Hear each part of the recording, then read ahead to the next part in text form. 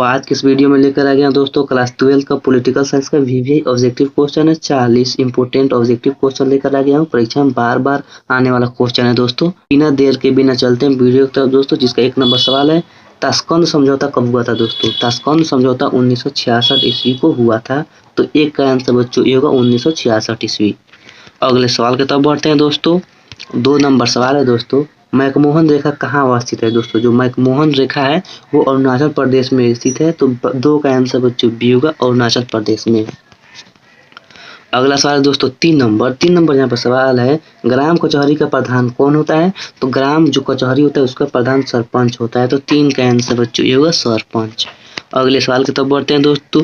यहाँ पे है 4 नंबर सवाल, विश्व महिला दिवस कब मनाया जाता है दोस्तों? विश्व महिला दिवस 8 मार्च को मनाया जाता है।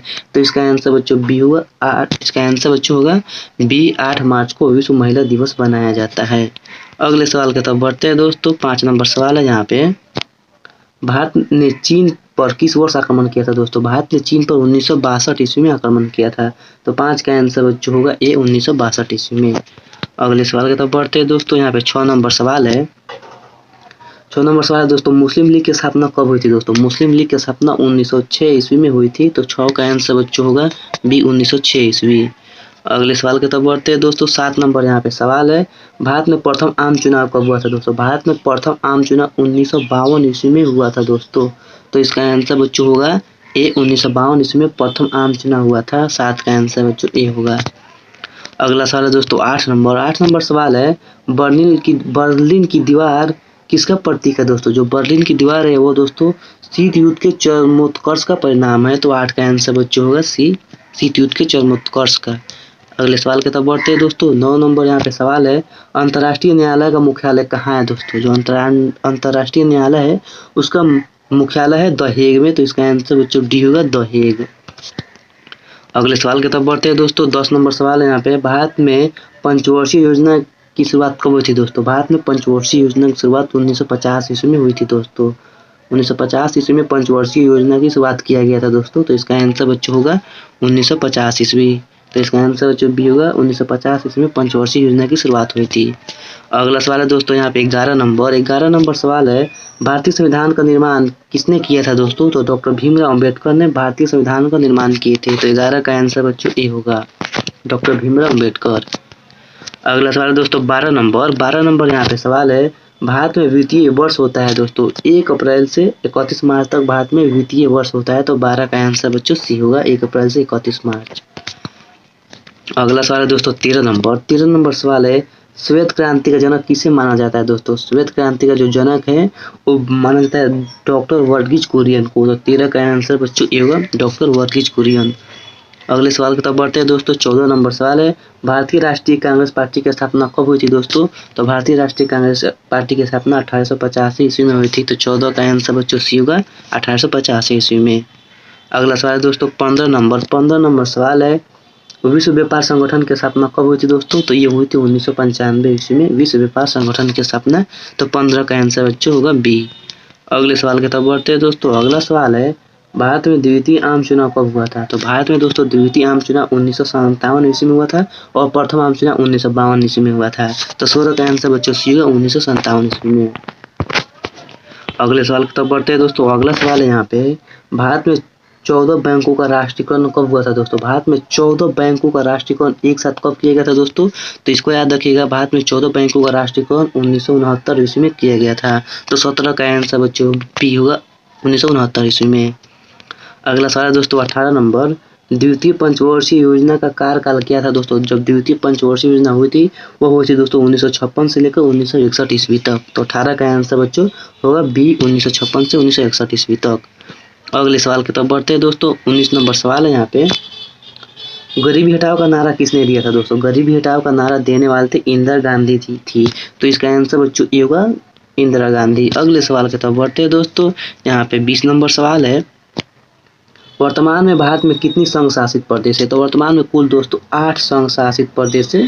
तो इसका आंसर बच्चों सी होगा, कुल 8 संघ शासित प्रदेश हैं। अगले सवाल की तरफ बढ़ते हैं दोस्तों।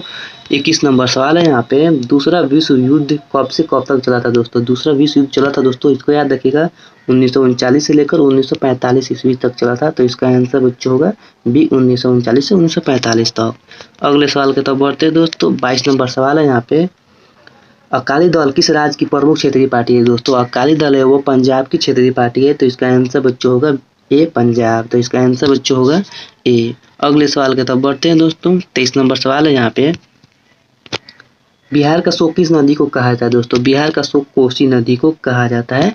तो इसका आंसर बच्चों होगा ए, कोसी नदी को बिहार का शोक कहा जाता है। अगले सवाल की तरफ बढ़ते हैं दोस्तों। यहाँ पे अगला सवाल है दोस्तों 24 नंबर, पंचशील समझौता किन दो देशों के बीच हुई थी दोस्तों? पंचशील समझौता हुई थी दोस्तों, वो भारत और चीन के बीच हुई थी।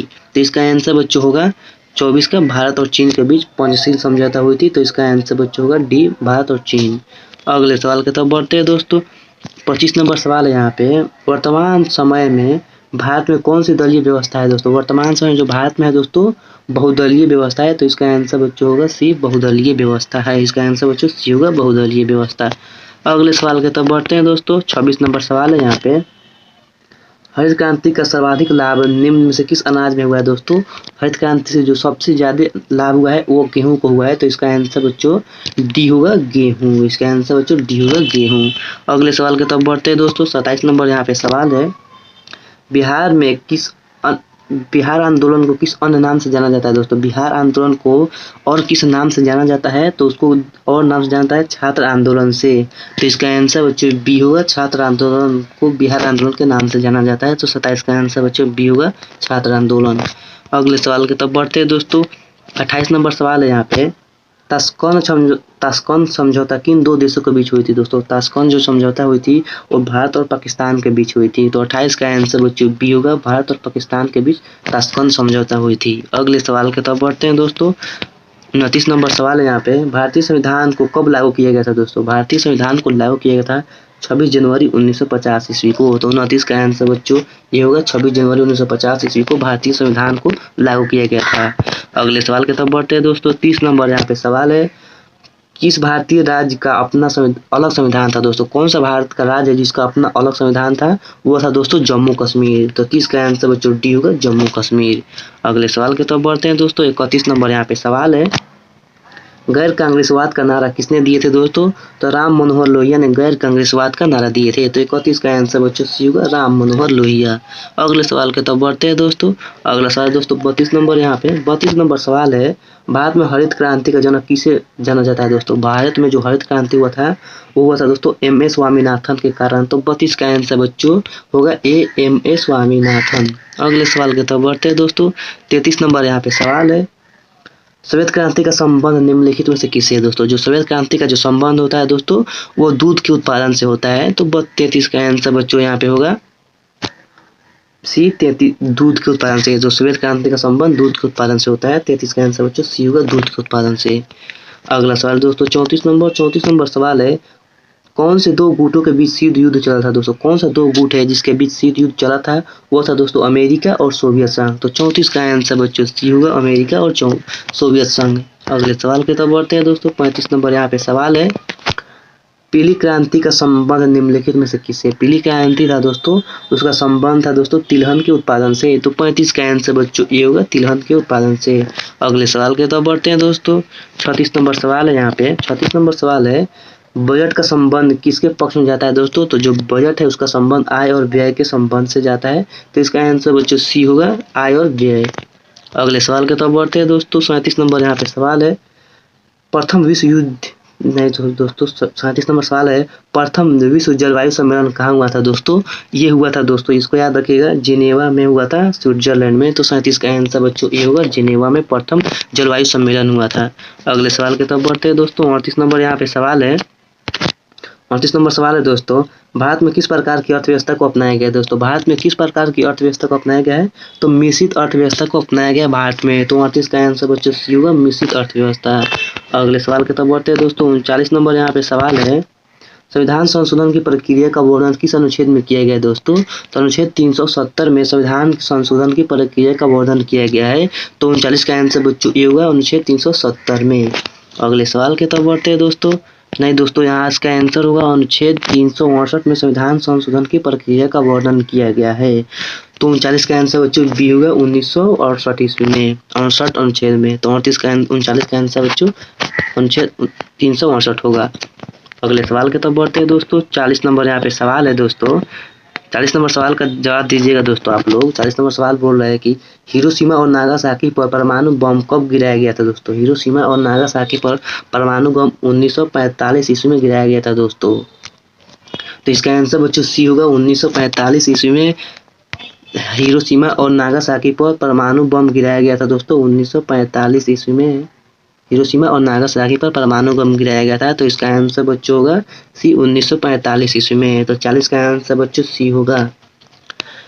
जहाँ तक दोस्तों आप लोग का 40 ऑब्जेक्टिव था जो करा दिया हूँ आपके एग्जाम के दृष्टि से अति महत्वपूर्ण क्वेश्चन था दोस्तों। आप लोग बताइएगा कमेंट में कि आप लोग का कितना सही हुआ है और कितना गलत हुआ है दोस्तों। बिल्कुल सच बताइएगा दोस्तों। वीडियो अच्छा लगा हो तो लाइक और सब्सक्राइब कर दीजिएगा दोस्तों। मिलते हैं नेक्स्ट वीडियो में, तब तक के लिए धन्यवाद दोस्तों।